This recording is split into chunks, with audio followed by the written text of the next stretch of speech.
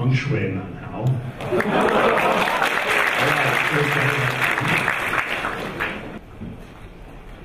All right. Okay, so today I wanted to talk about, well, look, I'm an entrepreneur. I've been an entrepreneur since I was a freshman in college. I went to UCLA in Los Angeles. And I studied electrical engineering and computer science. So I'm an engineer like many of you. And I never knew what it meant to be an entrepreneur, but I just always was an entrepreneur. And so I figured it'd be fun coming back to an engineering school to talk about the traits of what makes an entrepreneur an entrepreneur. Is not just an entrepreneur, but a great entrepreneur. So the first question is, who here thinks they have what it takes to be an entrepreneur? We got some hands, okay. I think I made a promise to some of the faculty here earlier today. I said there will be at least one great entrepreneur in this group tonight that will create a great company. So anyways, I'm going to go through and talk about what those traits are. And then afterwards, take any question you guys have. So the first is about purpose. Purpose is a very straightforward concept. It's about meaning. It's about why we're here, what we believe in. And it's about being passionate about that. I'll start with Uber's mission. What is our purpose? Transportation as reliable as running water, everywhere, for everyone. It's very straightforward. That's what we do every day. You know what Uber is when I say that. But what does it really mean? And what is our purpose that comes out of it?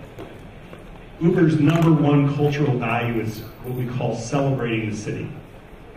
Everything we do is to make cities a better place. In a lot of ways, we feel like we are architects in helping make the cities of the future. When it comes to transportation, what does that mean? Well, that means you can get around your city in this city of the future. You can get around that city efficiently. You no longer have to see traffic like this. The traffic ultimately goes away. Why? Well, because when you push a button and a car comes, you're sharing that car throughout the day. That car is serving 30 other people that day. And so instead of 30 people owning 30 cars, you have one car that's serving 30 people, and you have far fewer cars on the road. We have another product called Uber Pools, so that when you push a button and a car comes, you open the door and you get in the car, and there's somebody else already in the car because they're taking the same trip at exactly the same time. And so now you're taking two people that would have been in two separate cars, and they're now in one car. But because of math, because of algorithms, because we are matching very efficiently, it's just as convenient for both riders, and it's far cheaper. So the city of the future might look a little bit more like that than some of the traffic that I ran into in Beijing earlier today. This is a job fair in Shenzhen, but that's the other part about what Uber brings to cities. When we partner with folks who own these cars, they are then able to make an income where maybe before they weren't. And today in China, we are creating approximately 100,000 new jobs every month. Why? Because people have a need to get around their cities. And so in cities around the world, as well as in China, we're creating massive job opportunities that make a difference for how people make a living, how they earn an income, and how they produce and sort of contribute to society. Wow, the formatting is really strange here. Where's the Magi? So the second principle, or the second trait of a great entrepreneur or a great company is, well, you've got to be able to find the magic. You've got to be able to make magic. What is magic? I don't know if you guys seen this movie. It's an old movie called Pulp Fiction. You should check it out if you haven't seen it. But basically, in that briefcase, you'll never find out throughout the movie, but anytime somebody sees it, they just stop in their tracks. Their eyes get big because there's something magical about what's in that briefcase. Something that captures people's imagination, something that inspires everybody who sees it. And so when you are creating your companies, and there are going to be lots of companies created from those of you who are here tonight, think about that kind of notion, that kind of thing that is magical and inspires beyond what people could imagine. Now, magic is this sort of high-level concept, but I started thinking about what magic really was. The way we think about it at Uber is magic sort of comes from a few different places. One of those places is time. If you can give people more time back, you can give them more time in their day than they expected, you've done something magical. If you can bring calm or serenity to how they live or how they get around the world, you have done something magical. If you can make your customers feel like these guys and given them a great sense of joy, then you've done something magical.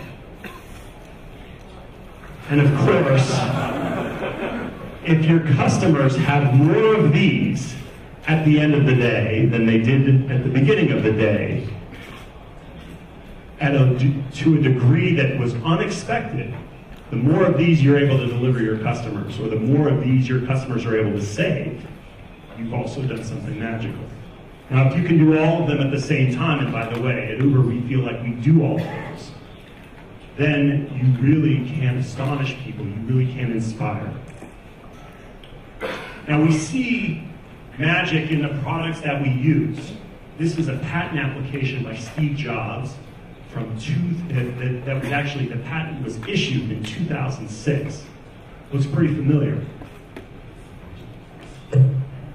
This patent application was probably filed in 2005. It was almost identical to what I'm carrying in my pocket today.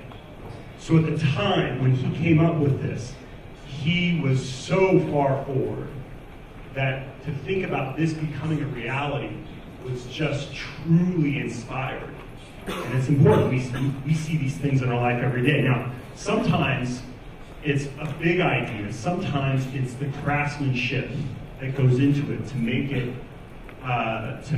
really refined and very simple and elegant. And Steve Jobs with the iPhone does both. Then you have other types of ideas. Well, I think a lot of you have heard of Airbnb. Airbnb made it so that you can go on a website, find a crazy house like this in Greece, and stay there somewhere in the world you would never find otherwise, and change your experience when you travel around the world. That in its own way is a magical experience. But when it comes to magic, sometimes it's just hard to define. But when you see it, you know it. This is the Golden Gate Bridge in San Francisco, where Uber is headquartered, where I've lived for the last 10 years. One of the most famous bridges in the world. And you know it when you are on this bridge, you know you are on something special. People who get near this bridge, they can't help but take a picture of it. Now, we have two bridges in San Francisco. We have the Golden Gate Bridge, which is on the north, but on the east, we have the Bay Bridge. This is not magical. Right? Now, I can get across the bay just as well on this, but it's just not magical. Right? And so sometimes beauty is a part of of the things that, you know, when you're making magic, beauty is a big part of it. I love the formatting, guys. I did not. Okay. The next one is, you can make something magical and something that inspires, but if everybody can copy it like this, it loses its magic. You have to do things ultimately that are hard. You have to do things ultimately that not everybody can do. I have a little bit of a throat thing. I'm not getting emotional, I promise. All right. So, there are things that are really, really hard. This is a car from our Uber's Advanced Technology Center in Pittsburgh. We've partnered with CMU, Carnegie Mellon. And what this car is doing is it's creating a 3D map of the world. Well, what does that mean? We know what maps look like. What's a high-definition map? What's a three-dimensional map look like? It means that when you look at a street, you have a three-dimensional model that you create of what that street looks like. Because ultimately, you might want to send a car through it without a driver. That's hard, right? This is what the car sees when it travels down the street. So, obviously hard. But there are a lot of things out there that sometimes you don't get to see the hard. When you use your iPhone, you don't know all of the technology that's underneath that made it work so elegantly. That lets the battery last 2 hours instead of 1 hour. But there's a lot of interesting science underneath, a lot of interesting math underneath that makes these things difficult. This right here is a map of New York, the way Uber sees New York. And the colors, though you can't see it very well the way it's projected, are basically showing where demand is at that moment in time. And so what Uber has to do in order to make sure there's a car that's always 3 minutes away from you, wherever you are in the world, is we have to predict demand ahead of time. We have to know where people are going to open up the Uber app before they do. And if you say this is a map of New York, let's say, there's some curve of demand that sits over. It's not this simplistic, but let's just say it kind of looks like that. We have to make sure that the supply, essentially the cars, are molding towards what the demand is going to be, and that that curve of supply looks like what demand is going to be before it's there. How do you do that? Well, it's hard. This right here is a map that I pulled from online of basically a social graph of an individual person on LinkedIn. Right? How do you make it so that I'm introduced to the people that I'm supposed to be introduced to, that I'm recommended to meet the people that I need to meet to make my business better? It seems simple enough when I go to the website and it recommends people that I should connect with, but there's really hard math to make that work. And by the way, if you do that well, nobody's going to beat you in building that kind of network.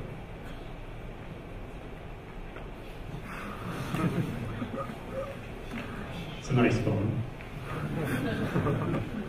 They've got one of those things that Xiaomi does is they've made a phone that, remember on the last part of Magic, they made something that's beautiful, that works like an iPhone, that is a fraction of the cost. It's true. Okay. All right, so another thing that entrepreneurs have to be good at is understanding the difference between perception and reality. Right? Perception is what most of the world thinks is true. Reality is what is true. Sometimes they're the same. If I ask 50 people what 2 plus 2 is, most people, especially at this university, I hope, will say it's 4. But there's a whole host of questions that when you ask people what the answer is, their answer might be very all these people might answer in a similar way, but it may be very different than what the reality is. And so a great entrepreneur is able to determine when perception is very different from reality.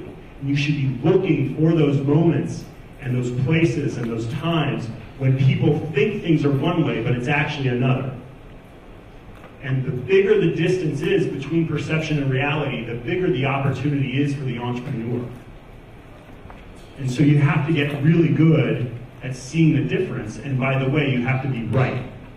Because it could just be that when what everybody's perception is actually is reality, and you're seeing it differently, and you're the wrong one. And then you're going to fail as an entrepreneur. But what happens is in an entrepreneur's life, in an entrepreneur's daily activities, we are confronted with 100 decisions that we have to make. And our decisions have to be focused, deadly focused on reality. And we get particularly excited when what we believe is reality is different than what everybody else thinks. And when that happens, well, look, it can be confusing to folks, but you need to, when you know you are right, you need to be willing to stand out and do something different than everybody else that's out there. And this is an Albert Einstein quote, which I think is appropriate. The one who follows the crowd will usually go no further than the crowd. The one who walks alone is likely to find themselves in places no one has ever been. If you are particularly gifted at seeing the truth, you also have to be gifted at walking alone if you want to be an entrepreneur. And so, if it's a kitten, you're going to act differently than if it's a lion. If everybody sees this as a lion, they're going to run away. But if you actually, because they may all be looking at the mirror, but if you see the kitten and you know it's a kitten, you better be right. You better be right. Because if it's a lion, your hand's going to get bitten off. But then you may have a new friend. Now, sometimes you can look at a situation and see risk the same as somebody else. Your perception may be reality, but if you are able to manage that risk in an expert way, different than anybody else, then you may be able to do things that nobody else can do. I look at this and I'm like, oh, hell no. I don't know how that's going to translate into Mandarin. But this person can just do it. And so the person who can walk across something like this can do things that the average person can't. Even though they see the same thing in front of them, they're able to traverse that risk in an expert way that gives them an advantage over everybody else. This guy can walk across the river when everybody else is stuck on one side. And you see these situations in everyday life. You see these situations in everyday entrepreneuring. Okay. All right, so the next one is what I call the analytical and creative cross. What does that mean? Well, most of us here are engineers. We know what it means to be analytical. We know how, well, some of us, we know how to put machines together, take them apart, and put them together again. We know how to code in 10 different languages, and we are generally, you know, when a bunch of toothpicks drop on the ground, we probably know how many toothpicks just fell out of the container, right? We're just analytical, we have an analytical mindset. But that's not enough to be an entrepreneur. To be an entrepreneur, you also have to have creative instincts. It's not enough to know how to take apart a machine and put it back together again. When you're an entrepreneur, you have to create a whole new machine that nobody else has seen. And that machine has to inspire others. That takes creativity. And so look, this is a machine. This is called the Babbage engine. It's actually the first computing machine ever designed. It actually wasn't made for 150 years after it was designed, but it was the first computation machine ever designed. we know we probably could figure this kind of thing out. Just we double click on a few of these things, but we would get it. But that's not enough. The creative instinct has to be in there. And so to give you an example at Uber, well, look, every day we push a button and we get a ride. That's what we do, and that's what our customers do. But one day a year, you push a button and an ice cream truck comes and delivers you ice cream. And it's really hard to make that happen. But it starts with a creative impulse that inspires. And so what do we do in basically 350 cities around the world? We delivered ice cream at the push of a button. In Hangzhou, I think this is Hangzhou right here, we were actually delivering ice cream via drone.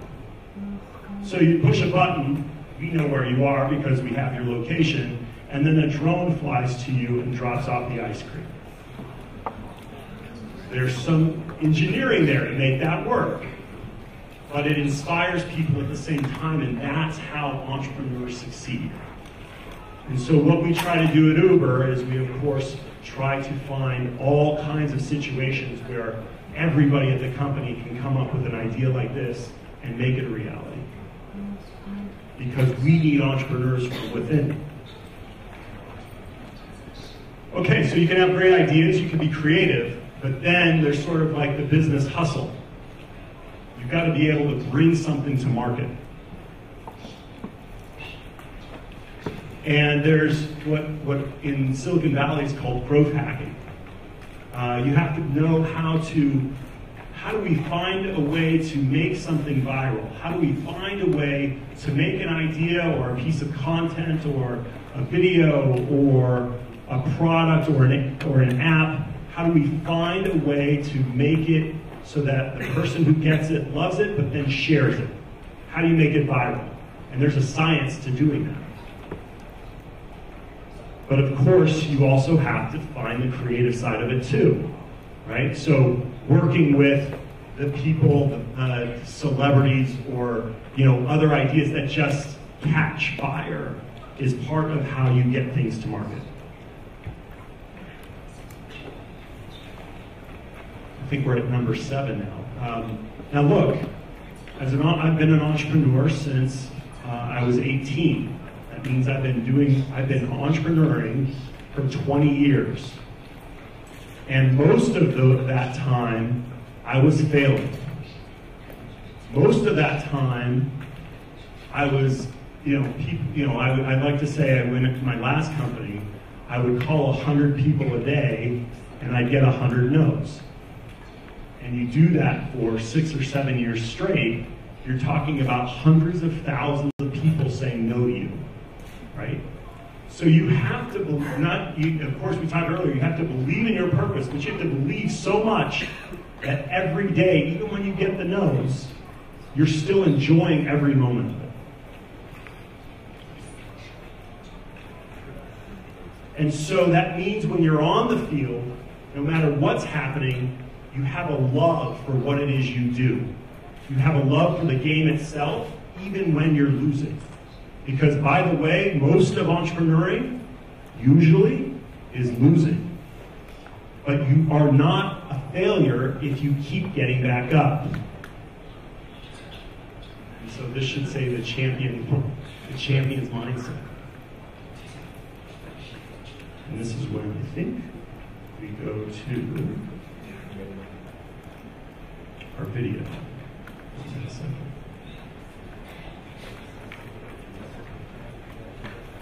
I'm get used to this PC.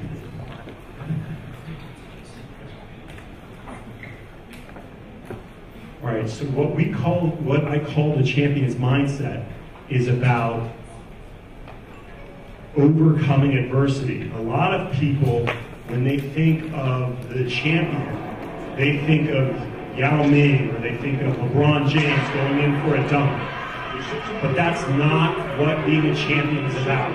Being a champion is about overcoming adversity, putting everything out there to win no matter what. She actually won the NCAA championship in 2006 in the 800, but she only won one Big Ten championship in the 2 years. 3 laps, In this event, 600 meters, 3 times around the 200-meter track here in the field house. She's looking very confident, and the Penn State runner is just running amazing today. She did win her heat in the 400, but ended up taking 4th overall. That's Fawn Dorr moving into the lead, sophomore from Penn State. Dorr had been running second. Dorr did last year scored 23 points for the Golden Gophers in their Big Ten championship. So they're really relying on getting a lot of points from her this weekend. And she just coming by Fawn Dorr now in the home stretch, trying to go. Yeah, well, Robert falling down gets up quickly, but that's going to cost her. Lucky she wasn't injured. Her teammate just went to the front though, so they may be able to recover from that. And Jordan is flying down the back here. She is going to catch Fawn Dorr, and she may catch her here.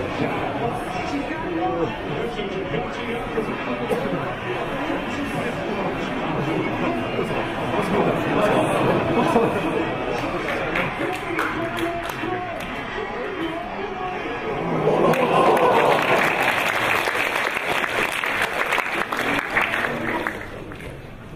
That is what needs to be a champion, right? We think of our sports stars and all the success they have, but real champions in life, real champions in entrepreneuring have to be those who, when confronted with adversity, get back up and put everything they have into getting to the finish line. And it inspires when you see it, and that comes back to not just your own self-fulfillment, but that shows, it's an example that you show for the whole team. So most of my entrepreneurial career has been with 6 people in a room. 6 people in a room for years, hearing no a lot, seeing a lot of adversity, but loving every day. Then when you get to something like an Uber, when there's huge success around the world, and now we're 4,000 employees, I bring that to what I do every day. And that inspires the team that I work with. And honestly, when I look at my team, I see them doing this too. It makes us strong, and it makes the whole thing worthwhile. So anyways, those are my 8 traits of great entrepreneurs. Thank you for listening. By the way, Uber is hiring here in China. You could even just send me an email, travis@uber.com, and we will respond to every single one of you. I hope you can run one of our cities, or I hope you can engineer wonderful products for us. So anyways, thank you very much, and I'll take questions now.